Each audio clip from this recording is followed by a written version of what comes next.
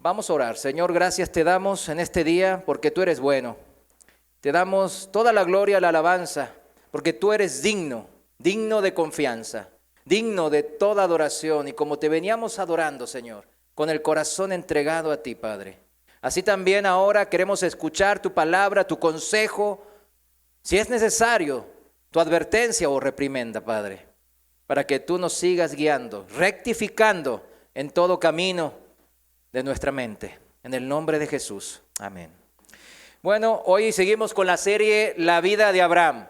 Qué importante, ¿no? Es para los que decimos que somos de la fe, creyentes en un Dios vivo, como veníamos adorando, un Dios que creó todo el universo.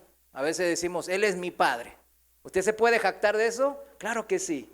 ¿Quién es tu Padre? Como estamos en la primaria. No, mi Padre es el Dios que creó todo el universo. Es algo tremendo, ¿no? La magnitud de lo que nosotros estamos creyendo.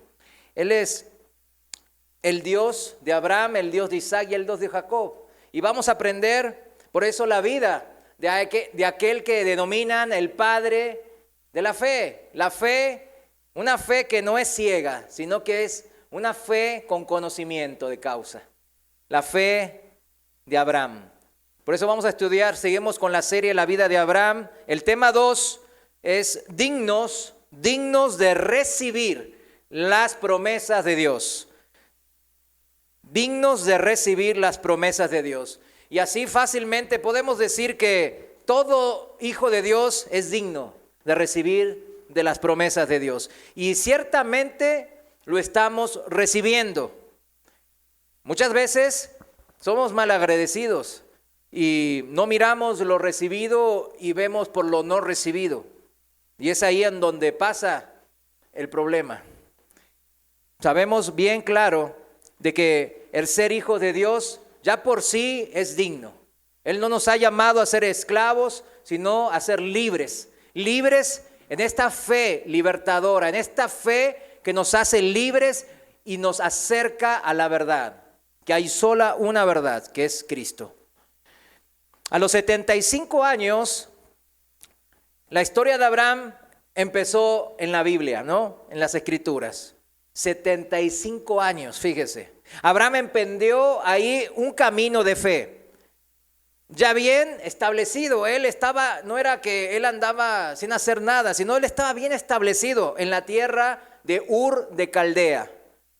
Tenía una vida tranquila, todo marchaba bien. Estaba él en una posición muy cómoda. No era un hombre famoso, claro, no era un gobernante poderoso, un rey, ni nada de eso. Pero ciertamente tenía todo para ser feliz, como diríamos ahora. Salud, esposa, un clan familiar donde él era uno de los líderes después de su padre Taré. Tenía tierras, tenía ganados que cuidar. Era un hombre feliz.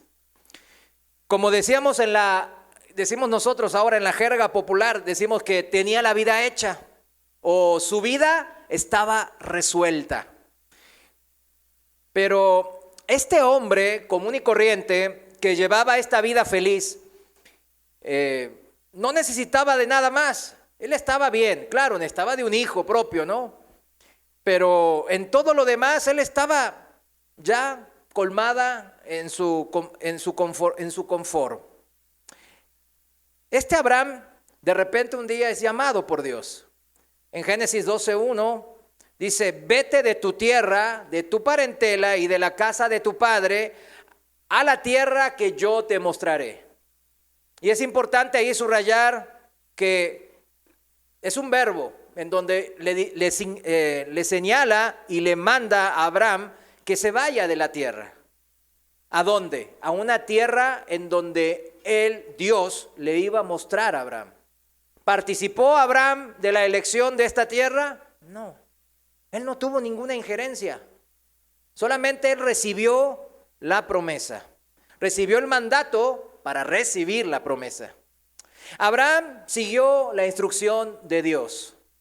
Él y su familia ya habían emprendido el viaje desde Ur de los Caldeos a unos 1000 kilómetros, aproximadamente 1000 kilómetros a la tierra de Harán, que sería más o menos lo que ahora es Siria, en el norte de Siria por ahí, ¿no? Probablemente ellos pasaron y cruzaron en esos 1000 kilómetros, que ahora uno puede decir, pues no es nada, porque trae carro, ¿no? Pero en esa época no es tan fácil. Él cruzó toda la tierra de Babilonia, de Asur, que sería lo que es Asiria después, Nínive, Gozán, y llegó a la tierra de Harán, juntamente y con el liderazgo de su padre, Taré. La familia se estableció ahí en Harán por un tiempo, y Taré, el padre de Aram, ahí murió. Como patriarca de su clan familiar ahora, después de la muerte de Taré, su padre, Abraham asumió un papel, un rol de liderazgo. Fue el patriarca ahora del clan familiar. Lo que eso lo definiría por muchas generaciones por venir. Abraham ahora era aquel líder de su clan familiar. Y él tomó esta estafeta, la tomó para sí, dijo, pues sí, hay que tomar el mando. Tomó el mando y él, bajo la promesa y la premisa que le había dado el Señor, partió a la tierra que le había sido prometida. Sarai y Lot, su sobrino, que habían salido juntos de Ur, lo acompañaron hasta el destino final en la tierra ¿de dónde? De Canaán. Aquí podemos diferenciar primeramente dos posturas en una misma familia. Aquí podemos ver dos vidas que terminaron diferentes en esta misma historia que estamos viendo. Son dos vidas diferentes, aun siendo la misma familia, aun siendo padre e hijo. Porque esas decisiones de vida que ellos tomaron afectaron el resultado de cómo acabarían sus vidas. Yo sé que muchos jóvenes no piensan en cómo van a acabar la vida, ¿no? Pero en el transcurso de los años, cada vez pensamos mejor y más en cómo vamos a acabar nuestras vidas. Porque esta vida se acaba tarde o temprano.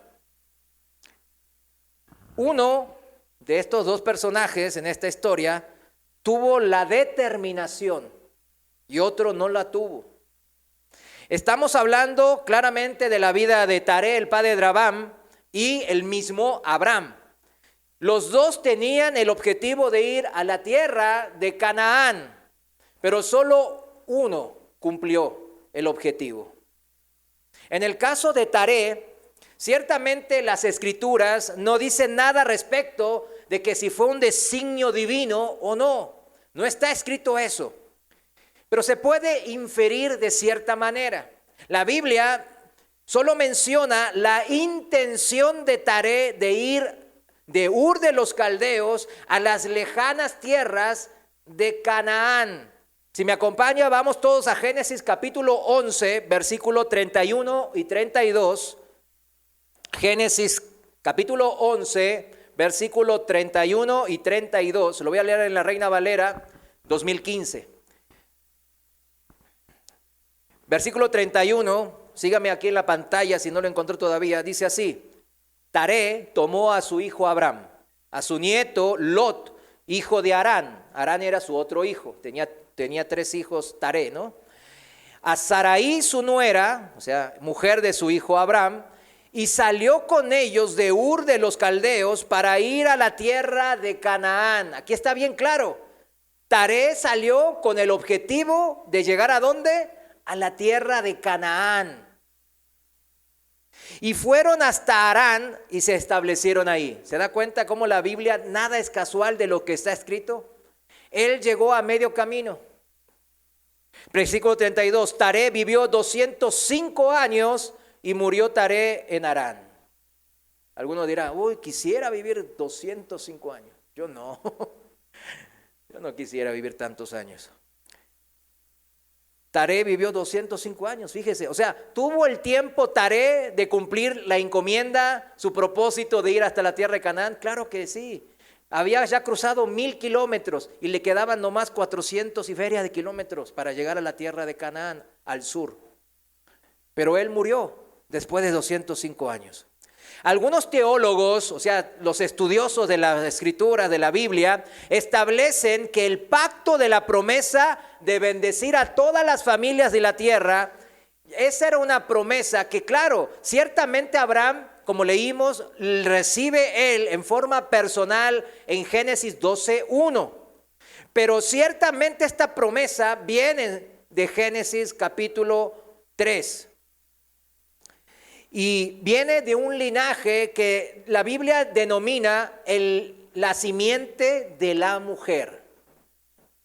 Por eso Taré es parte de esa simiente de la mujer. Y por eso él era llamado a bendecir a todas las familias de la tierra. Porque de ese linaje, el linaje de Sem, que era el linaje de Set, iba a ser bendecidas todas las familias. ¿Por qué? ¿Qué es eso de ser bendecidas todas las familias de la tierra? Todas las casas y las familias y las naciones. ¿A qué se está refiriendo? Nosotros lo sabemos bien. ¿Cuál es?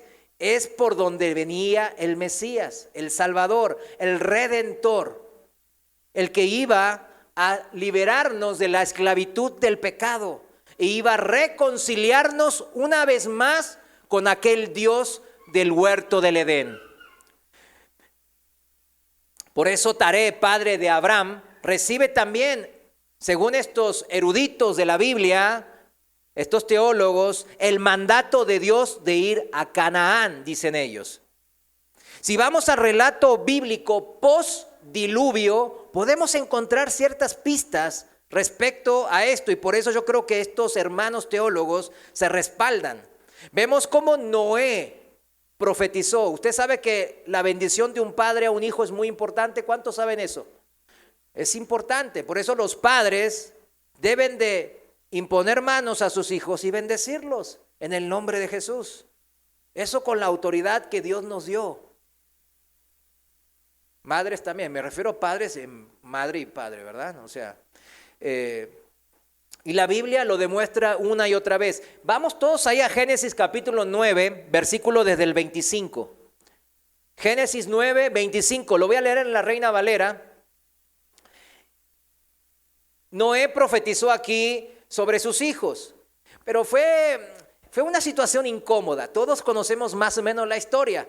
Noé, después del diluvio, pues en su carne estaba cosechando la vid. Yo no sé cómo descubrió que lo fermentó, tomó un trago, dijo, órale, me despierta. Ahora que estamos en fiestas patrias, ¿no? Dicen, hoy aprovecho el aniversario del diluvio, y ya no sé, se habrá echado unas copas, ahí dice, ¿no? Que se embriagó, ¿no? Y, o sea, podemos ver ahí, ¿no? Cómo la Biblia no esconde nada de sus héroes, ¿no? De sus héroes bíblicos. Y ahí se emborrachó. Bueno, es una falta de él, ¿no? Pero esa falta en uno de sus hijos, Cam, el menor, fue de avergonzar a su padre, de burlarse. Y eso no lleva bendición de Dios, ciertamente, nunca. Entonces, Noé se despierta, se entera y bueno, y profiere esta profecía. Es una profecía porque Dios siempre usa lo malo del hombre para poder cumplir sus planes. Y si vemos aquí, es justamente eso. En el versículo 25 dice, y dijo Noé, maldito sea Canaán. O sea, Canaán, ¿quién era? Era el hijo de Cam. Ni siquiera había nacido supuestamente en esa época. Y dice, maldito sea Canaán. Por eso está profetizando. Siervo de siervo será a sus hermanos. 26, dijo más. Bendito por Jehová mi Dios sea Sem. Ahí está. Sem, el padre de Abraham, el ancestro de Abraham, ¿no? Y sea Canaán su siervo. Aquí está la profecía. Engrandezca Dios a Jafet, su otro, acuérdense que tenía 3 hijos, Jafet es el otro hijo, ¿no? Y habite en las tiendas de Sem, y sea Canaán su siervo. Pobre Canaán, dice, no, pues ¿qué hizo? Ahorita vamos a ver, porque muchos no entienden la Biblia y dicen, no ven, Dios tiene favoritos ahí. Todo tiene un propósito en la Biblia, nunca es nada por el azar, nada es adrede. En el sentido de al azar de que, ay, ¿por qué Dios se la agarró con Canaán? Ni siquiera fue Canaán, fue su padre Cam el que la regó. Fíjense, acá cuando dice la descendencia, ¿no? Engrandezca Dios a Jafet y habite en las tiendas de Sem, significa que ese habitar en las tiendas de Sem, significa que la Jafet y su descendencia comparta de la prosperidad, de la bendición de Sem. O sea, ¿se da cuenta en dónde va dirigida la bendición de bendecir a todas las naciones de la tierra? Va a la ¿qué? A la simiente, a la descendencia ¿de quién? De Sem. La bendición de Dios estaba centrada en el hijo de Noé, Sem. Aquí se puede ver la promesa de Dios hecha por medio de Noé, para bendecir a todas las familias de la tierra por la descendencia de Sem, como luego después en forma explícita y específica se lo dijo a Abraham en Génesis 12:1. Ahora, Canaán era maldito no porque Dios lo odiara, ¿sí entiende? Sino que era una profecía dicha a los descendientes de Canaán, hijo de Cam. Si vamos al relato bíblico, Noé se había emborrachado, dijimos, y su hijo menor se burló, Cam, de su padre. Pues Noé se enojó y le profirió esa profecía. Y sabemos que fue Dios que habló por medio de Noé en ese momento y se refirió a la profecía mesiánica iniciada ¿en dónde? En Génesis 3:15. Los que tienen cierto tiempo en el Señor, cuando dice Génesis 3:15 ya sabe que es la primera profecía en la Biblia. Es la primera, que habla de la simiente de la mujer, herirá la cabeza de la simiente de la serpiente. O sea, ¿eso dónde pasó? En la cruz. Ahora, ¿y cómo lo sabemos esta relación? Relacionar esto. Porque maldijo no a Cam, sino a su hijo Canaán. Ahí está la profecía, cuyo nombre quedaría, el nombre de Canaán, quedaría para denominar la región donde vivirían sus descendientes, la tierra de Canaán. Descendientes, fíjense bien, y aquí viene la explicación, descendientes que se hicieron pueblos y naciones grandes, pero todas ellas alejadas de Dios. En la Biblia a esa gente les denomina pagana. O sea que se han olvidado de Dios, se han alejado de los mandatos de Dios y de la voluntad de Dios. Como en el huerto de Edén, se alejan de Dios. Entonces, estos pueblos descendientes de Canaán practicaban el mal de todo lo pagano, de toda la idolatría, de todo lo que vemos ahora en el mundo, que idolatran todo menos a Dios. Aumentaba esta maldad a alcanzar niveles alarmantes. Tanto era esta maldad de estos pueblos descendientes de Canaán que Dios le profiere en Génesis capítulo 15, versículo 16, una profecía también a Abraham. Y le dice que en la cuarta generación sus descendientes iban a regresar de Egipto. Pues hasta ahora, decía el Señor a Abraham, ahora no había llegado al colmo de la maldad de los amorreos. ¿Quiénes son los amorreos? Los que representan a los cananitas, a los descendientes de Canaán. Entonces, esta gente estaba cada día más pagana, más idólatra, más practicando el mal. Cuando uno se aleja del mal, empieza a practicar ¿qué cosa? Las obras de la carne. Lo sabemos ahí de memoria en Gálatas 5:19, que es toda lo que es la promiscuidad sexual, las perversiones, todo lo que es la envidia, el odio, el asesinato, la mentira, la calumnia, etcétera, etcétera. Todo eso era lo que ellos practicaban. Y es lo que vemos ahora en la sociedad de estos días. Esto era esa profecía de Génesis 3:15, la lucha entre la simiente de la mujer que venía ¿quién venía? Por Set. Acuérdense que el hijo que nació después de la muerte de Abel era Set. Y Set tiene una genealogía. Viene también ahí, está Noé, está Sem, está Eber, está Taré y después de Taré, Abraham. ¿Ya se dan cuenta? Todo este rollo genealógico y explicación bíblica la tengo que hacer para demostrar el punto de estos hermanos teólogos que dicen por qué Taré recibió también la promesa. De hecho, fíjense bien, a los judíos, a los descendientes de Abraham, a los judíos se les denomina ¿Así por qué? Por la tribu ¿de quién? De Judá, por la cual viene el Mesías, la simiente de la mujer, el Mesías. Ahora, también se les denomina como israelitas. ¿Por qué? Porque a Jacob se le cambió el nombre, al padre de Judá, Jacob, se le cambió el nombre, Dios se lo cambió a Israel. Y entonces también a toda esa descendencia, a ese pueblo sacerdote de Dios, se les llama también israelitas. En la antigüedad se ve que también se les llama hebreos, porque eran descendientes también de Heber. Y también se les denomina tribus semíticas. ¿Qué son las tribus semíticas? De Sem, hijo de Noé, el que leímos en Génesis capítulo 9, 25, recibió él la bendición, el mandato. Recibir la bendición es recibir, en este caso, el mandato también, de cumplir. Por eso hay un término muy usado también cuando le dicen descendiente de Sem, semitas, ¿no?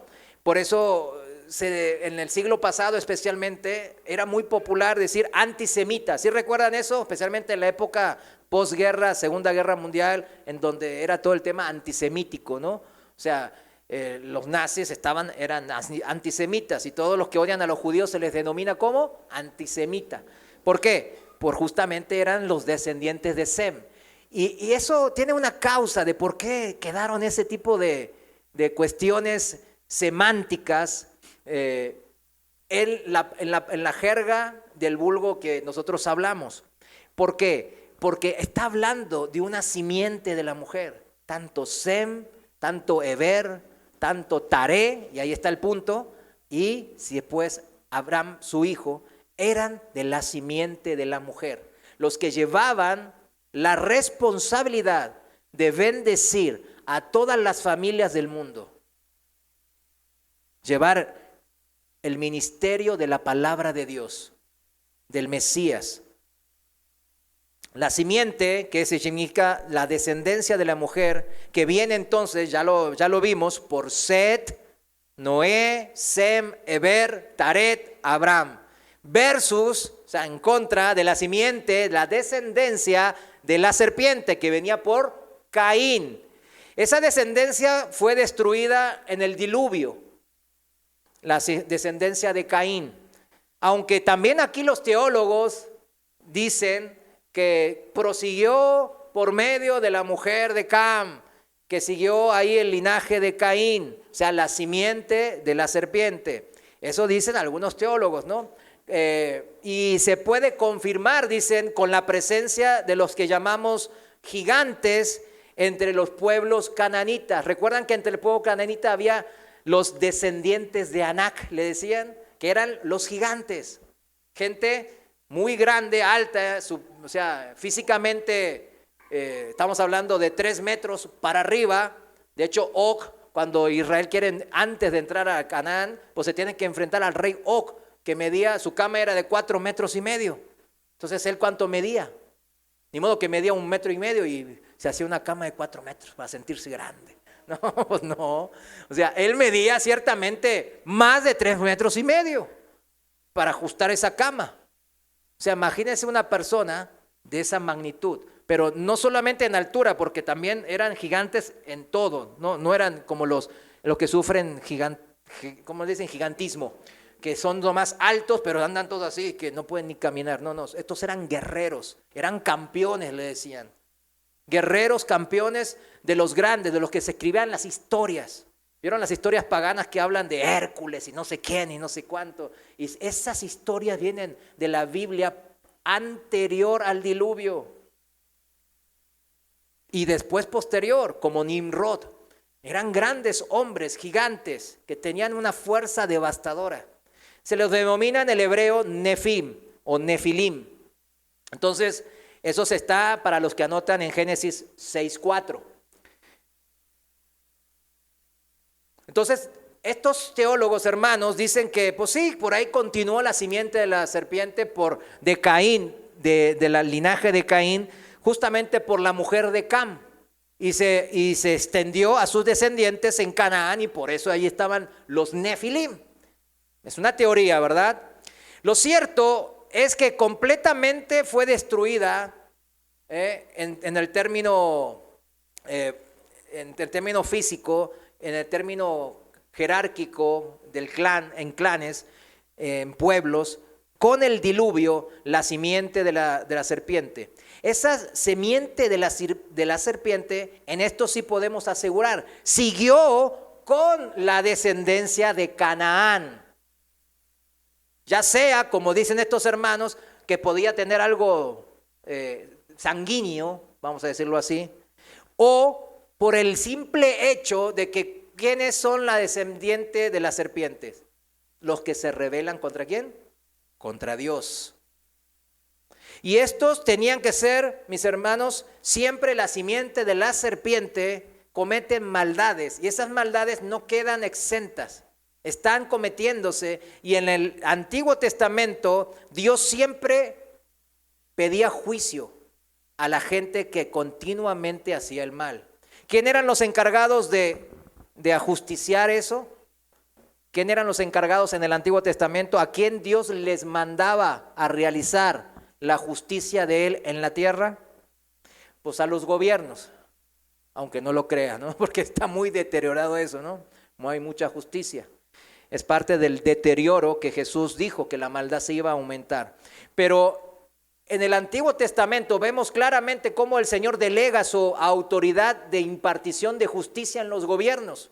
Y son ellos, y dice ahí en la palabra bien claramente que para que la maldad no se aumente en medio del pueblo, tú, gobernante, tú, rey, debes de eliminar la maldad de en medio del pueblo.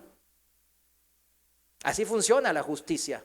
Y los encargados de ejercerla son los gobiernos. Cuando los gobiernos, fíjense bien, cuando los gobiernos no ejercen la justicia y dejan el crimen, el criminal, el crimen que haga, que el crimen pague, ¿verdad? O sea, y el criminal nunca le pasa nada, sale libre y hace lo que quiere. ¿Qué pasa en las sociedades? Pasa lo que está pasando ahora, ¿no? Lo que estamos viendo en nuestra sociedad. Eso es lo que pasa. Por eso la sabiduría de Dios hasta en esto está. Muchos no entienden la Biblia y juzgan sin entender los propósitos divinos, mucho más altos de los pensamientos de Dios sobre los nuestros. Pero cuando los vamos entendiendo decimos, era eso el propósito de Dios. Entonces la simiente de la serpiente, mis hermanos, ellos desobedieron y se rebelaron contra Dios y siguieron ahí, habitando en la tierra de Canaán. ¿A quién iba a usar el Señor para justiciar esa tierra? Como vimos bien en Génesis 15, y le prometió a Abraham el Señor, era el pueblo de Israel. Iba a usarlos como instrumento de su justicia en la tierra de Canaán, después de salir de Egipto. Pero ¿qué pasó? ¿Qué fue la instrucción de Dios y cuál fue la aplicación del pueblo de Israel? La instrucción fue, destrúyanlos a todos, no dejen a nada, porque ellos están contaminados, son las simientes de la serpiente. La maldad se ha hecho rampante en sus sociedades y debe ser sacada de raíz para que la gente tenga temor de hacer el mal y no cometa el mal. Pero ¿qué hicieron ellos? Ellos se fusionaron con los pueblos cananitas. Vivieron los pueblos cananitas en medio de las tribus de Israel.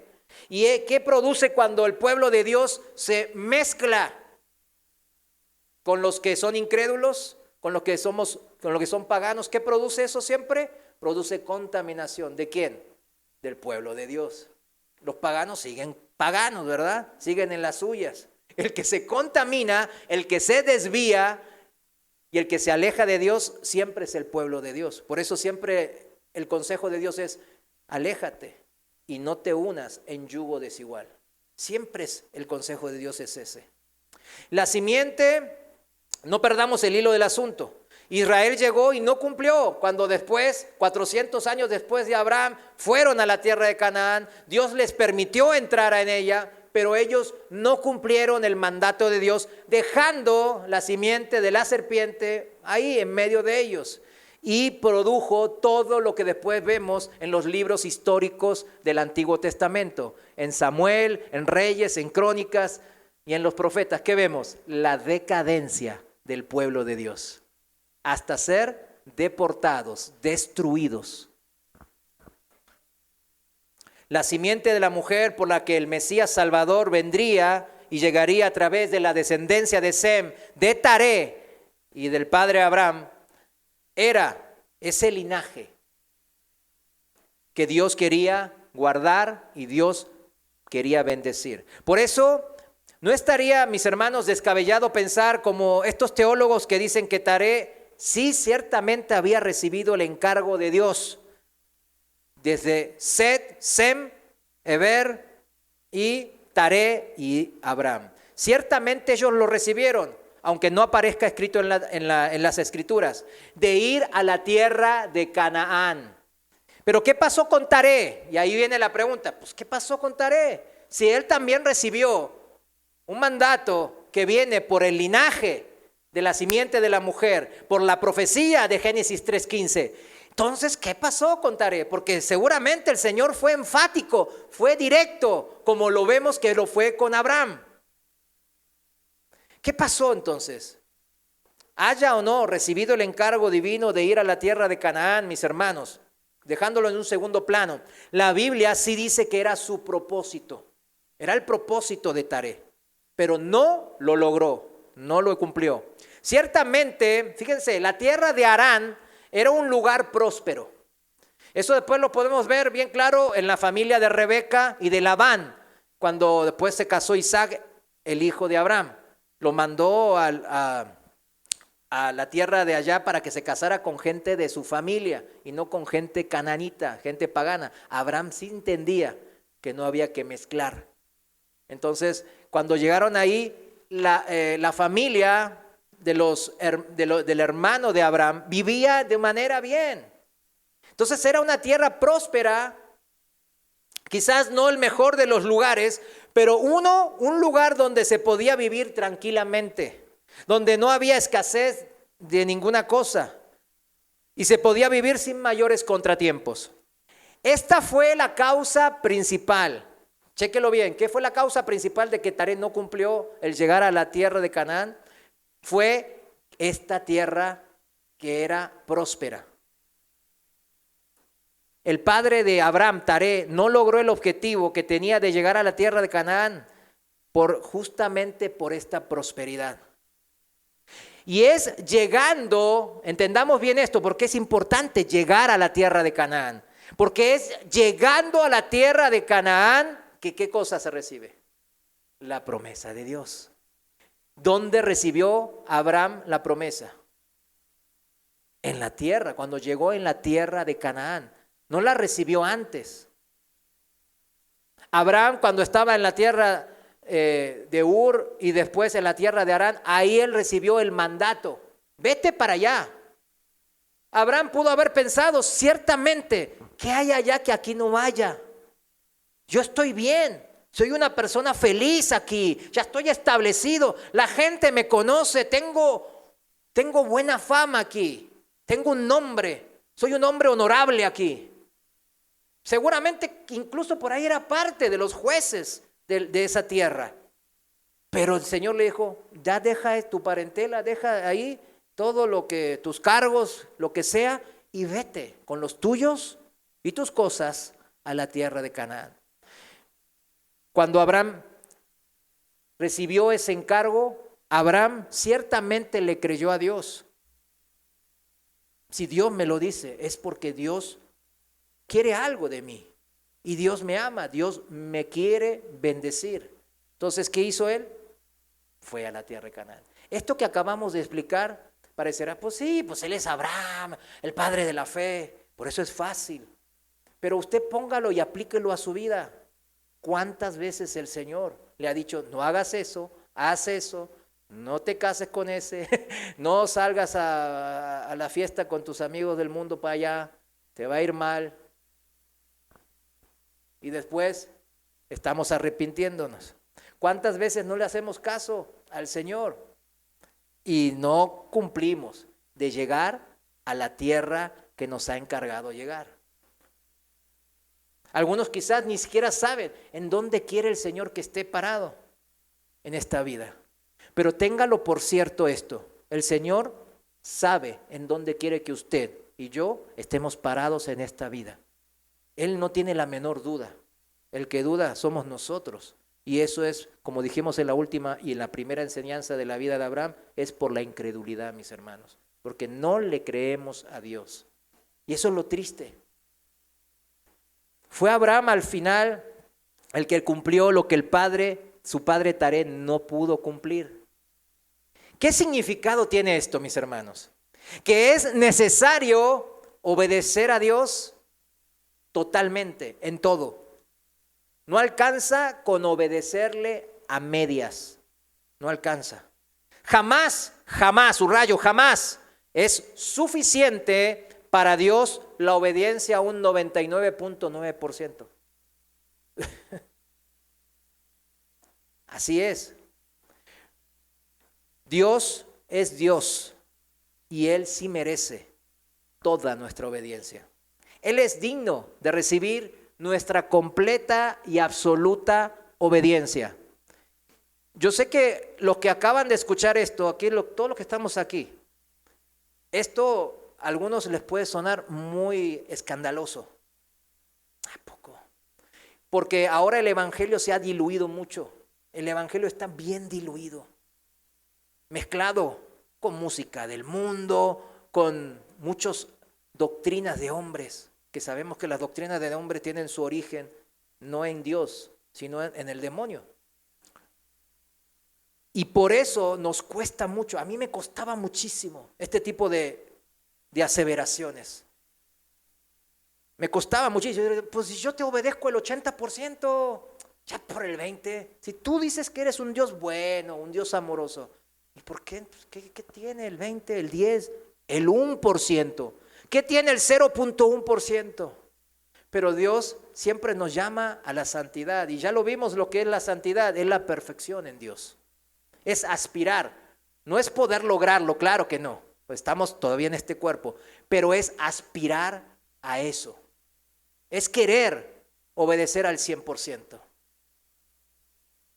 ¿Cómo sabemos que estamos bien posicionados ahí? Cuando esto ya no surja tan escandaloso, sino nos confronte y nos compunja y digamos, ay sí, Señor. Pero muchos es escandaloso todavía. La obediencia es como total. El que entiende esto, mis hermanos, y lo acepta como Abraham, entonces esta persona, como Abraham, es digna de recibir ¿qué cosa? Las promesas de Dios. ¿Eres digno de recibir las promesas de Dios? Aquí está la vara de medida. La vara de medida es justamente la palabra de Dios que nos confronta. Hay que llegar a la tierra de Canaán, tómelo como forma simbólica, llegar a la tierra de Canaán como Abraham lo hizo para poder recibir de las bendiciones de Dios. Muchos cristianos no reciben la promesa siquiera porque no se encuentran en esa tierra en donde el Señor quiere que esté para poder ser receptor de esas promesas de Dios. Se encuentra en otro lado, pero de ese lado le grita a Dios, yo quiero recibirlas aquí. ¿Vieron esos niños berrinchudos? No, aquí quiero que me des la paleta de helado, aquí, allá. Pero no, pues no. Ven aquí, ven a la cocina, aquí yo te voy porque ahí vas a hacer un enchastre. Y esto no es figurativo, siempre lo vivo con mis hijos, los pequeños. Fíjense, no hay que quedarse cómodos. Esa es la enseñanza en Harán. Harán otra vez como algo simbólico, ¿no? Establecidos en la comodidad de las tierras de Harán, como hizo Taré. Y ahí murió, y ahí fue sepultado. ¿Se dan cuenta? Por eso cuando usted y yo estemos en tiempos de refrigerio, hay que agradecerle a Dios, claro, gracias Señor, por estos tiempos de refrigerio que nos das, por estos tiempos de gozo y paz, de prosperidad, de salud, de economía, etcétera, que me das. Yo te agradezco, Señor, pero ¿cuál es tu voluntad, Señor? ¿Qué quieres? ¿En dónde quieres que estés? ¿Estás dispuesto a dejarlo todo para hacer la voluntad de Dios? Esa es la actitud que quiere el Señor, nada menos que eso. Un poquito menos, ya es presentarse con mancha delante de Dios. No nos quedemos aburguesados. O sea, ¿qué significa? Pues acostumbrados a esa comodidad de las tierras de Harán. En los tiempos modernos ciertamente tienen muchas comodidades. Si usted se fija, hace 100 años no había inodoros. Ya con eso le digo que es una gran comodidad, ciertamente, ¿no? Yo les dije ya varias veces cuando fui a la casa de mi abuelita allá en Corea, en los años, en el 91 creo que fue, y me encontré que no tenía inodoro. Y había unos cerdos ahí abajo. Fue bien, a mis 18, 17 años fue impactante eso. Porque yo decía, ¿cómo puede ser que mi abuelita, porque justamente estaba con la casa de mi tía, de la hija de mi abuelita, y ella vivía bien, tenía su inodoro y esto y lo otro, y después vamos a la casa, ahí te voy a dejar todo el fin de semana, en unos 4 días para que estés conviviendo con tu abuelita. Y a mí me encanta estar conviviendo con los adultos mayores. ¿Por qué? Porque me gustan escuchar sus historias, porque me gusta la historia. Entonces, yo decía, qué bien. Yo decía, qué bueno. Entonces me fui, cuando en el primer día llego, voy al baño, y no había inodoro. Ciertamente muchos aquí dicen, ay, no, ¿por qué? Yo quiero que mi inodoro sea de oro, yo qué sé. Pero ciertamente el tener estas comodidades modernas muchas veces nos aburguesan, nos hacen como tarea y nos aflojan en nuestra fortaleza espiritual. Dejan que nuestra fe quede a la deriva, en un segundo plano. No vivas pensando en el cómo tener la vida hecha, en el cómo tener ya la vida resuelta. ¿Cuántos pensamos de esa manera? Ya hay que dejar de pensar de esa manera. La vida está resuelta en el día de la muerte, porque en ese día pasamos a mejor vida, a la vida verdadera, en donde ahí somos herederos de todas las cosas. Todo lo que usted quiera, ay, yo quiero tener todo, como Carlos Slim y que no sé quién y no sé cuánto. Bueno, todo eso ya le fue prometido. Búsquenlo ahí en la Biblia, después se lo encuentro si quieren. Pero en la vida venidera, en la vida que no tiene fin, que es eternal, ahí usted es hijo del Altísimo, hijo del Todopoderoso. Ahí usted heredará todas las cosas junto a nuestro Salvador, al Señor Jesús. ¿Qué más podemos esperar? Entonces, ¿por qué queremos tratar de llevar eso a esta tierra? Y estar en tierra en donde no me corresponde estar. Y por eso no recibir las promesas. Aclaración, no quiere decir que yo esté perdiendo mi salvación. No. Pero se viven vidas, discúlpeme la expresión, miserables, en el sentido estricto del significado de la palabra, sufriéndola de más, sufriéndola de más, por no estar en la tierra de Canaán y seguir en la tierra de Harán, y ni cómodo está en la tierra de Harán, pero ahí quiere seguir estando. ¿Por qué no tener la humildad de decir, Señor, me parece que no estoy en la situación, en la posición, en el lugar que tú quieres que yo esté? Perdóname y ayúdame. Cambia mi forma de ser. Humíllame, Señor, delante de ti. Ayúdame, Señor. ¿Por qué no humillarnos a Dios? Cuando nos humillamos a Dios, ¿qué obtenemos? El apapacho de nuestro Padre Celestial. Y Él nos va a decir en dónde debemos de estar. Téngalo por seguro. No vivamos en esa comodidad, en esta vida temporal de querer tener todo resuelto ya. ¿Sabe qué nos va a llevar eso? A la desidia espiritual, a dejar a nuestra fe, nuestra relación con Dios de lado, en un segundo plano. Siempre pasa eso, mi hermano, mi hermana, siempre. Esto nos hará olvidar de nuestro deber de llegar a la tierra prometida, de llegar al lugar necesario para recibir la promesa de Dios. Por eso cuando usted esté en zona de turbulencia, bajo tribulaciones, como dice la palabra, dé gracias a Dios que lo mantiene despierto. De gracias a Dios que no permite que se aletargue, que no entre en letargo, en somnolencia espiritual significa.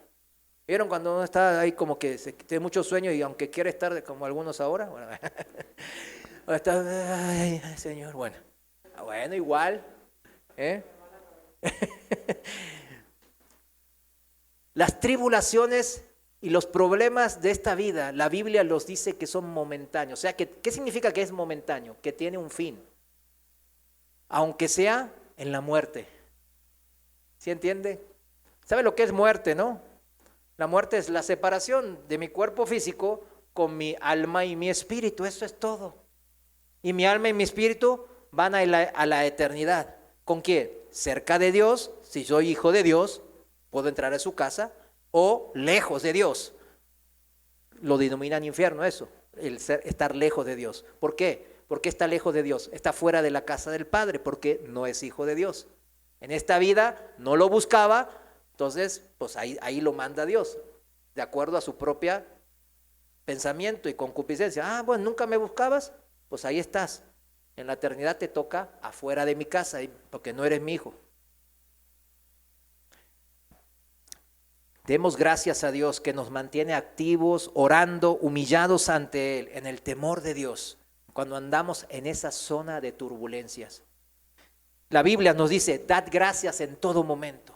Dad gracias aún en la situación que usted dice que es imposible. Ya no aguanto esta enfermedad, ya no aguanto a mi marido, a mi hijo rebelde, a mis padres que no sé cuánto, a mi vecino. Ahí está. Siempre son necesarios en nuestras vidas esos aguijones para saber, como el apóstol Pablo, que solamente basta la gracia de Dios para poder superar esta vida. Solo basta la gracia de Dios. Y que en mi debilidad, cuando yo dependo no tanto de mis fuerzas, es cuando yo puedo depender del poder de Dios. ¿Cuándo esperamos en el poder de Dios? Cuando muchas veces nos humillamos ante Dios. Cuando nos humillamos ante Dios, yo puedo depender de Dios. Cuando yo ando, yo puedo hacer esto. Siempre me salió así. Siempre me salí con la mía, honesto. Siempre me fue bien en este negocio.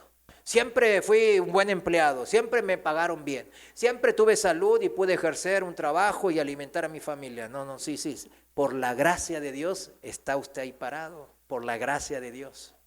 Amén. Mi gracia es todo lo que necesitas, dice el Señor. Si el Señor dice eso, ¿le crees como Abraham o dudas? Yo le creo. Mi gracia es todo lo que necesitas. Mi poder, o sea, el poder de ejercer y cumplir las bendiciones, las promesas, actúa mejor en tu debilidad. Eso dice. Entonces, la advertencia está más que clara, mis hermanos. Cuidado con la zona de confort en nuestras vidas. No es que el Señor no quiera tenernos tranquilitos, disfrutando, o que no tengamos unas buenas vacaciones en la playa. No se trata de eso. Al contrario, ¿qué padre no quiere que su hijo disfrute de esas pequeñas diversiones y el confort de eso? Pero la zona del confort se refiere a lo que ya vimos, al letargo espiritual, al ya me valió, ya tengo dinero suficiente, ya llegué al punto de equilibrio que yo quería, ¿verdad? Como en el mundo siempre dicen, como yo estudié economía, siempre está el punto de equilibrio, el punto en donde yo voy a dejar de trabajar y voy a retirarme.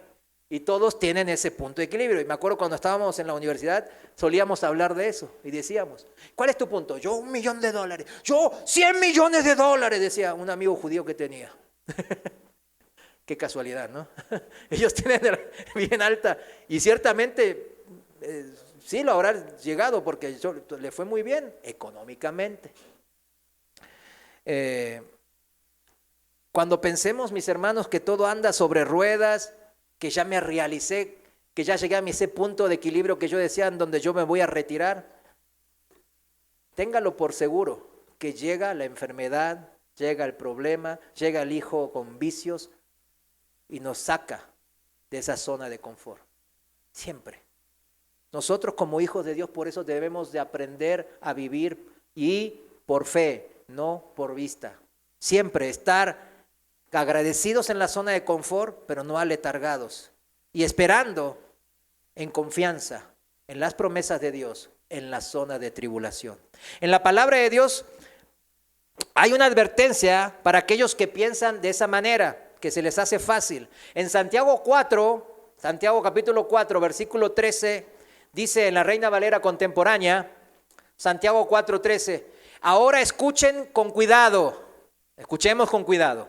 Ustedes los que dicen, hoy o mañana iremos a tal o cual ciudad y estaremos allá un año y haremos negocios y ganaremos dinero. Fíjense todas las variables aquí. Iremos a tal o cual lugar, ciudad. O sea, estaremos en un lugar, ciudad, en un trabajo. Nos mudaremos, no. Estaremos un tiempo, un año. Voy a estar toda mi vida trabajando de este trabajo y me voy a pensionar como empleado público a los 35 años y me van a dar una gran pensión y ya tengo mi vida resuelta.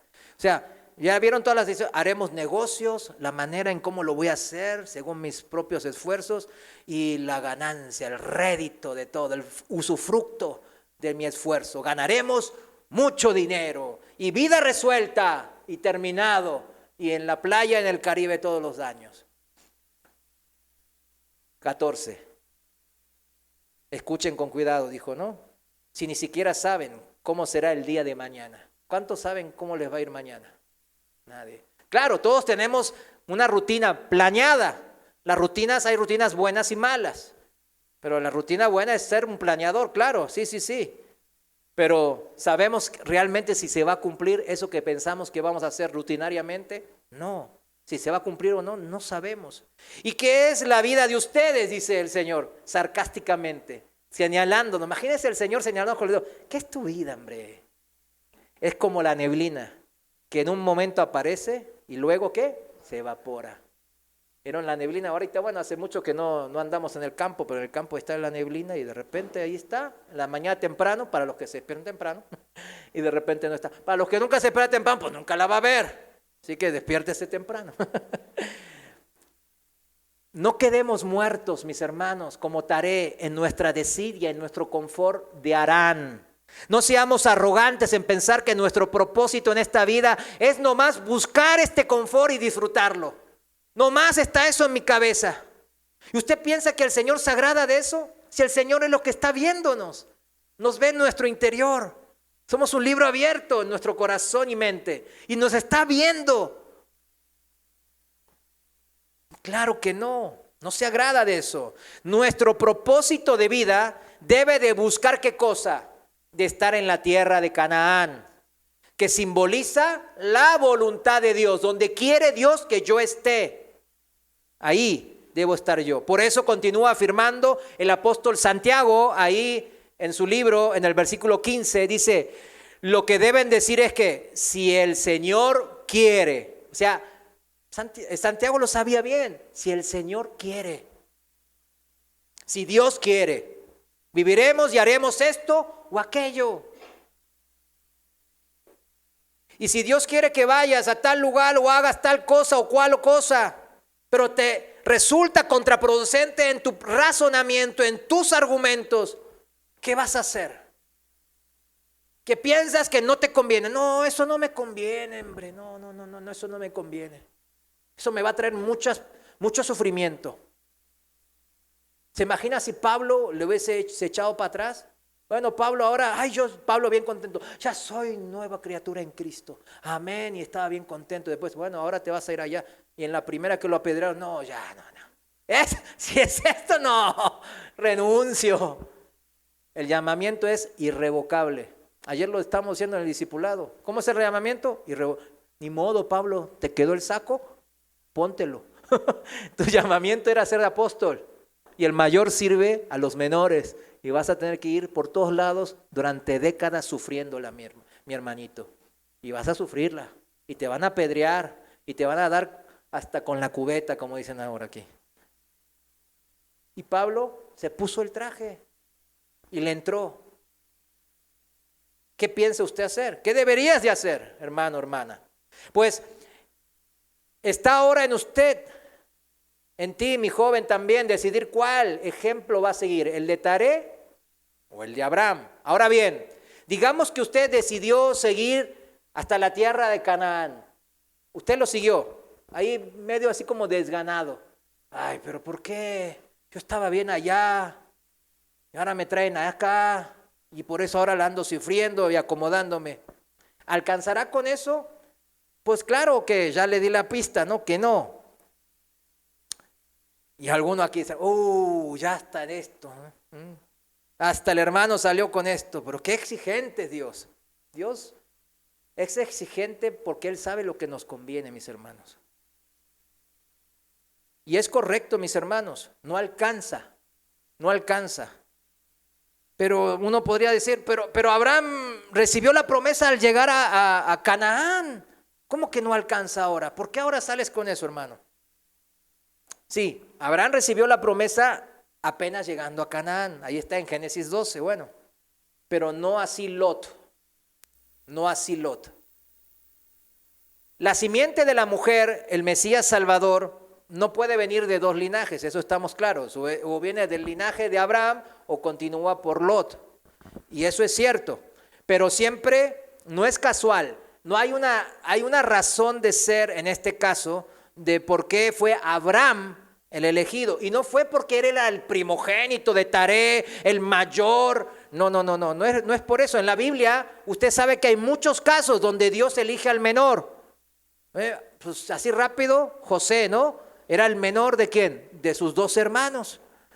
Judá, por donde viene el linaje de Jesús, era el mayor, primogénito tampoco. Era Rubén. Judá tampoco era. Judá era una persona despreciable, negociador, transar para avanzar. ¿Se acuerdan? Ese era Judá. Y Dios lo eligió a él. Tampoco David fue el mayor, ¿o no? Era el menor de los hijos de Isaí. Pero podemos ver un denominador común, y eso es lo importante en esto. Entre todos estos, David, José, etc. Hay un denominador incluso de Abraham, que nada tiene que ver con las primogenituras, las capacidades y los talentos. Ese denominador común, ¿cuál es? El corazón. Es eso. Así lo expresó al profeta Samuel cuando estaba por ungir al rey, al siguiente rey que iba a suplantar a Saúl. Samuel tenía el mandato de ir a la casa de Isaí y ungir al siguiente rey. Y él vio al primogénito, a Eliab, y dijo, es alto, fuerte, fornido, habla súper bien. Pues tiene todo lo necesario para ser rey. Así era Saúl, ¿se acuerdan? Era súper alto, fuerte, y hablaba todo así, y era un jovenazo. De esos que las solteras, no, con este me quiero casar. Imagínense cómo les va, Y ahí está Eliab, y fíjense cómo dice el Señor. Este es el pasaje que todos debemos de conocer y sabemos. Yo sé que muchos lo saben, pero otros no. Primera de Samuel 16:7. Acompáñame ahí a Primera de Samuel capítulo 16, versículo 7, en la Reina Valera contemporánea. Dice el Señor, entonces, conociendo el pensamiento por dentro de Samuel el profeta, le dijo, no te dejes llevar por su apariencia, o sea, la de Eliab, ni por su estatura, porque este no es mi elegido, no es el ungido. Yo soy el Señor y veo más allá de lo que el hombre ve. El hombre mira lo que está delante de sus ojos, la apariencia, pero yo miro el corazón. El Señor mira el corazón. En Génesis capítulo 12 podemos ver el corazón de Abraham. Génesis 12:4, fíjense, vamos a terminar con esta historia en Génesis 12:4. Reina Valera 2015. Génesis 12:4 dice así la palabra de Dios. Abraham se fue, fíjense bien, Dios mira el corazón, tenga eso en mente. Abraham se fue como el Señor le había dicho. ¿Y quién lo acompañó? Y Lot fue con él. Abraham tenía 75 años cuando salió de Harán. Después sigue en el 5, al final dice, después llegaron a la tierra de Canaán. Y Abraham atravesó aquella tierra hasta la encina de Moré. ¿Hasta dónde? Hasta la encina de Moré, en las inmediaciones de Siquem. Los cananeos estaban entonces en la tierra. O sea, Abraham cuando llegó vio que estaba lleno de paganos, gente mala, gente que nomás era engañadora y fornicadora y muchas cosas malas, que él sabía que eran malas. Y Abraham, yo estoy seguro que por dentro pensaba, ¿por qué me trajo aquí? Pero hay un propósito. Yo voy a confiar en el Señor. Aquí me dejó y aquí yo sigo. ¿Y qué hizo? Y se le apareció entonces el Señor a Abraham y le dijo, a tu descendencia daré esta tierra. Y él edificó allí un altar al Señor, quien se le había aparecido. ¿Qué hizo inmediatamente? Edificó un altar. En la antigüedad edificar un altar significa adorar, entregarme a esa voluntad del Señor, creerle a Dios. Cuando Abraham y su compañía, todos los que lo acompañaban, llegaron a la tierra de Canaán, pasaron por una zona notable. En la Biblia esa zona es muchas veces nombrada. Siquem, Siquem, que significa hombro o cresta. Era una ciudad antigua situada a unos 50 kilómetros al norte de Jerusalén, Siquem. Siquem estaba en un valle, todos sabemos lo que es un valle, ¿no? Que conectaba dos montes, Ebal y Gerizim. Cientos de años después de esta historia, alrededor de 450 años después, Moisés le hablaría al pueblo de Israel acerca de este mismo lugar que su patriarca, antepasado, ancestro Abraham había estado. Vamos rápido a Deuteronomio 11:29. Deuteronomio 11:29, seguimos en la Reina Valera contemporánea, y fíjense, dice así la palabra de Dios: cuando el Señor tu Dios te haya introducido en la tierra de la cual vas a tomar posesión, pondrás la bendición sobre el monte de Gerizim y la maldición sobre el monte de Ebal. Acuérdense bien de esto, ¿eh? Cualquiera que lo lee dice, ¿de qué está hablando aquí el Señor? No entiendo. Ahora vamos a explicarlo. Versículo 30. Estos montes están al otro lado del Jordán, tras el camino del occidente en el Arabá, frente a Gilgal, junto al encinar de Moré. Acuérdense donde levantó el primer altar Abraham cuando recibió la promesa, cuando llegó a la tierra de Canaán. ¿En dónde? En el encino, ¿de dónde? De Moré, ya en territorio cananeo. Ahora vamos a entrelazarlas. Versículo 31. Ustedes van a cruzar al Jordán, o sea, Moisés le está diciendo ahora al pueblo de Israel, ¿no? Para conquistar, tomar posesión de la tierra de Canaán. Ustedes van a cruzar el Jordán para tomar posesión de la tierra que el Señor, su Dios, les da. Tomen posesión de ella y habítenla, siempre teniendo cuidado de cumplir todos, subraye todos, los estatutos y decretos que hoy he expuesto ante ustedes. Antes de entrar a la tierra de Canaán, Moisés literalmente les leyó la cartilla, como decimos acá. Les leyó la cartilla, le dijo, miren, el Señor su Dios pide esto de ustedes. La tierra la van a poseer no por propios méritos, sino porque le fue prometido a Abraham, a la simiente de la mujer, para que de ahí venga el Mesías. O sea, no es mérito de ustedes para nada. Así que ustedes van a entrar. Pero, porque yo sé que son malos en su corazón, les leyó la cartilla. Y fue Moisés que les dijo que tengan que cumplir ¿qué cosas? El 99.9% de los estatutos y lo que mandó. No, todos los estatutos. El pueblo de Israel iba a llegar a la tierra prometida, a Canaán, la iba a poseer, a habitar 400 y tantos años después de Abraham y Lot.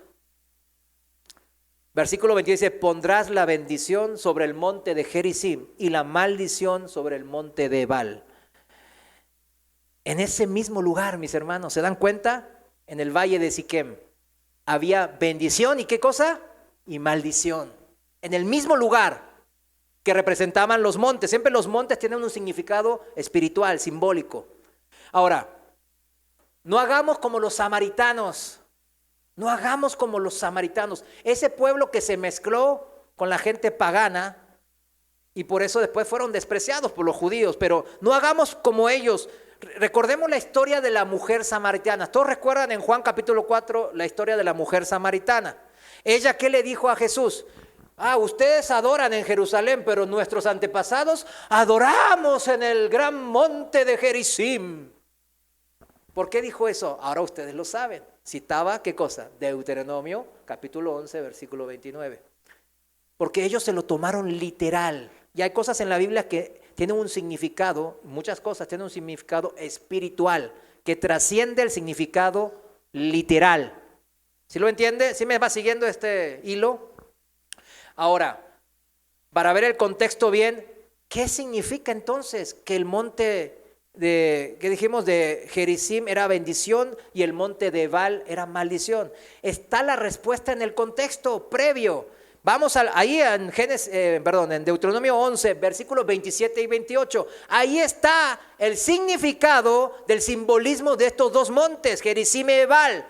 Es 27, la bendición. Cuando después de Moisés leerle la cartilla al pueblo de Israel, le dice, la bendición, Dios le va a dar el cumplimiento de las promesas si ustedes atienden a los mandamientos que yo, el Señor su Dios, hoy les mando a cumplir. Y la maldición, si no atienden a los mandamientos que yo, el Señor su Dios, hoy les mando a cumplir. Y se apartan del camino para ir tras dioses ajenos que nunca antes conocieron. O sea, que se mezclen con los paganos, que vayan en pos de ídolos, del dinero, de la fama, el poder, lo que sea que nos desvíe la atención de Dios, es un ídolo. ¿Qué nos enseña esto? El Señor nos está diciendo bien claro, somos dignos de recibir las promesas de Dios, esto es, que se cumplan en nuestras vidas las promesas de Dios, sí y solo sí, condicional, o sea, es un pacto, siempre trae que una obligación, o mejor dicho, una responsabilidad que tienen que cumplir las dos partes. Ambas partes tienen que cumplir esa responsabilidad para que el pacto se cumpla, para que las promesas se cumplan en nuestra vida. Somos dignos de recibir las promesas de Dios si ustedes y nosotros atendemos los mandamientos que Dios, nuestro Señor, nuestro Curios, hoy nos ha dado a través de la Biblia, como dice en el versículo 27. No es como la mujer samaritana, como los religiosos, como los antepasados samaritanos que pensaban que la bendición estaba en el monte Gerizim. Ahí como dice en la Torá, en Deuteronomio 11. No. Como los que pensaban que la salvación, ¿se acuerda? Estaba en la serpiente de bronce hecha por Moisés. Y estaban ahí adorando a Neustán, que Neustán significa serpiente en hebreo. 700 y feria de años después de que Moisés levantó la serpiente y se sanaron muchos. ¿Estaban adorando a qué? A la serpiente de bronce. Y no al Dios verdadero. Cualquier similitud con alguna religión que salimos algunos ahí por ahí, ¿es mera coincidencia? Claro que no. Seguimos en lo mismo. Seguimos en lo mismo.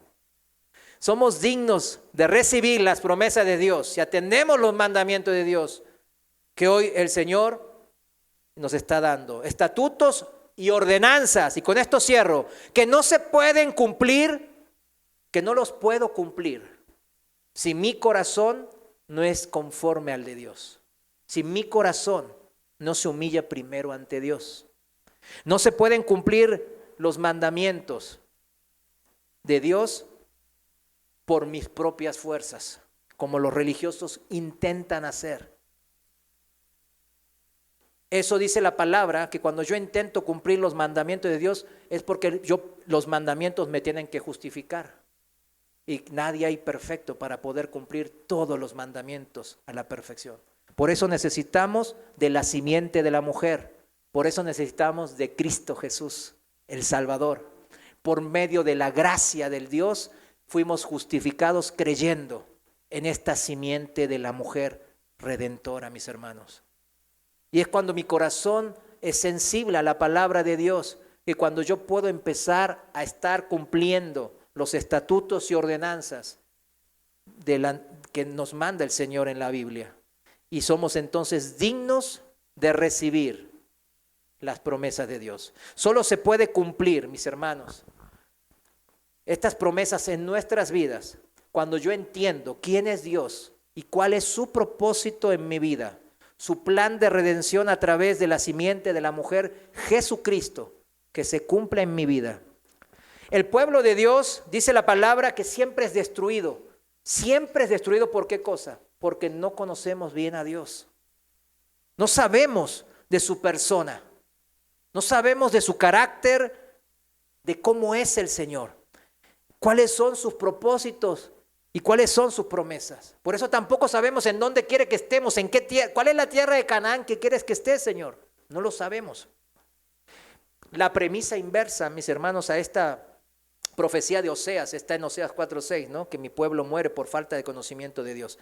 La premisa inversa es verdad también. El pueblo de Dios es bendecido, es edificado, es engrandecido, crece y es prosperado cuando se relaciona con un Dios que cual conoce. Cuando le crea al Dios que conoce. Cuando Dios se le aparece a Abraham, Dios se revela a Abraham y Dios se da a conocer a Abraham. Abraham conoce a Dios, por eso Dios después dice que Abraham era amigo de Dios. Por eso tenía una fe que es nombrada el padre de la fe, de todos los que somos partes e integrantes del pueblo de Dios. Mis hermanos, tenemos que entender estas bases bíblicas y no andar a nuestra manera. Entender que nosotros tenemos que humillarnos y entender que a veces las debilidades, las tribulaciones, las zonas de turbulencia en nuestras vidas son para bendecirnos y hacernos madurar, como dice el Señor, que nuestra fe sea probada como más precioso, como algo que es más precioso que el oro, porque es ciertamente más precioso que lo más precioso que esta vida puede ofrecernos. ¿Lo cree? Póngase de pie entonces. Vamos a orar. Dice el Señor que a través de la simiente de la mujer, a través de los descendientes de Abraham, bendecirán a todas las casas, a todas las familias, a todas las naciones de la tierra. Y esa promesa se ha cumplido en Cristo Jesús. Y nosotros, como hombres y mujeres de fe, que hemos confiado porque te hemos conocido, al Dios que se ha revelado a nosotros. Y nosotros ahora vivimos por esa fe. Y queremos estar en la tierra de Canaán, en la tierra que tú quieres que estemos, Señor, en tus propósitos y no en los nuestros. Señor, ayúdanos para que esos propósitos puedan ser realizados, Señor. Queremos, Señor, humillarnos a ti, Padre. Perdónanos si andamos en otros lugares y todavía estamos en el confort de las tierras de Harán. Señor, no queremos morir en esas tierras. Queremos morir cumpliendo tu mandato, estando en donde tú quieres que estemos, Señor, y ser dignos de recibir tus promesas. En el nombre de Jesús te damos gracias. Amén. Dios les bendiga, Dios les dé sabiduría.